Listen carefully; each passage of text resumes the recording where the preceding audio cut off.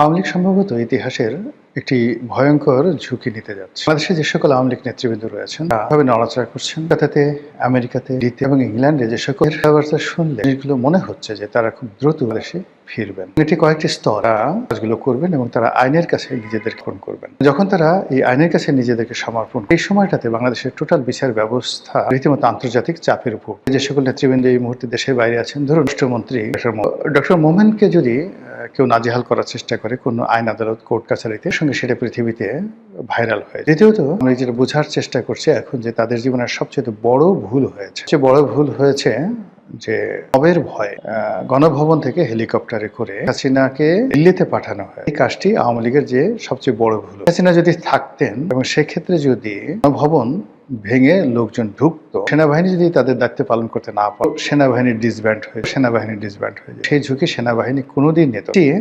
শ্রীলঙ্কা একটা উদ্ভূত পরিস্থিতি বাংলাদেশের মধ্যে ঘটছে। রাজাপাকসেকে সেনাবাহিনী হেলিকপ্টারে করে এদের একটা বেজে নিয়ে গেছে। তো নিজেদের একটা বেজে নিয়ে গেছে এবং সেখানে তারা কিছুদিন ছিল। সেখান থেকে তারা আবার নির্দিষ্ট সময় সে ধরুন ডক্টর শিরিন শারমিন চৌধুরী, রহিম তো এখনো পর্যন্ত সেই সেনাবাহিনীর তত্ত্বাবধানে আছে। তো শেখ হাসিনা থাকতে শব্দ করতে পারত।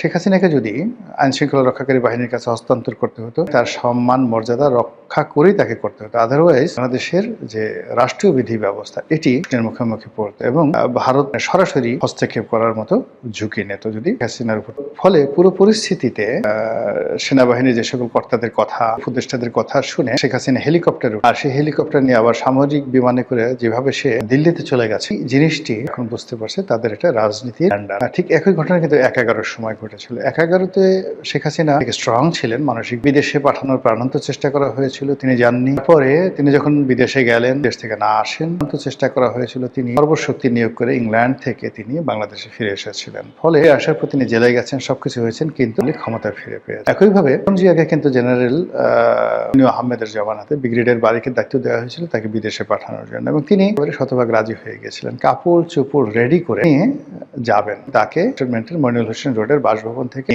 তারপরে শেষে বিমানবন্দরে পৌঁছে দেবেন ব্রিগেডিয়ার বাড়ি। এই কথাগুলো আমার বলা না, ব্রিগেডিয়ার বাড়ির টেলিভিশন টক শোতে তিনি এই কথাগুলো বলেছেন প্রকাশ্যে। বেগম জিয়া যাবেন ঠিক এই সময়টাতে পাগলা মেজর আছেন একটা, মেজর আক্তার, বিএনপি থেকে বহিষ্কৃত, জামাতে গেছে। আজকে বিএনপি যে ক্ষমতা, কিন্তু সেই মেজর আক্তারের মানে সময় হয় কি, আমরা সবসময় তেলবাজ দেখে পছন্দ, যে হুজুর হুজুর করে তাকে খুব পছন্দ, কিন্তু আমার সঙ্গে যে বেয়াদবি করে কখনো কখনো তার কারণে যে আমার জীবন বাঁচে। আজকে তারেক রহমান সাহেব ক্ষমতায়, প্রধানমন্ত্রী, যদি সেই দিন মেজর আক্তার এই ভূমিকাটা না নিতে, তাহলে তারেক রহমান সাহেবের আসা হতো না, আর জিয়ারও বাংলাদেশে আসা হতো। জীবন তাদেরকে লন্ডন আমেরিকায় থাকে। কথা মানে মেজর আক্তার বলেনি, মানে আক্তার সাহেব আমাকে বলেছে, বাট আমি যখন এটা ব্রিগেডিয়ার বাড়ির মুখ থেকে শুনছি যে টেলিভিশন, তিনি বলেছেন যে রওনা করলাম জিয়া কাপড় চোপড় করা, সে তারেক রহমান সাহেব এই ঘটনা জানেন। মেজর আক্তার ঢুকেছেন সেখানে হন্তদন্ত, ঢুকে তিনি এই অবস্থা দেখে তিনি অবাক হয়ে গেছেন। তিনি ম্যাডামকে বললেন যে ম্যাডাম, শুরু করছেন আপনি যদি চলে যান রাজনীতি থেকে বাংলাদেশে আসতে পারবেন, বিএনপি থাকবে, বিএনপির কোনো লোক আর জীবনে কখনো অর্গানাইজ হতে থাকবে, আপনি যেতে পারবেন না, মরে গেলেও যেতে পারবেন, আমার লাশের উপর দিয়ে যেতে। ডায়ালগ, আমার লাশের উপর দিয়ে যেতে। একটা ভালো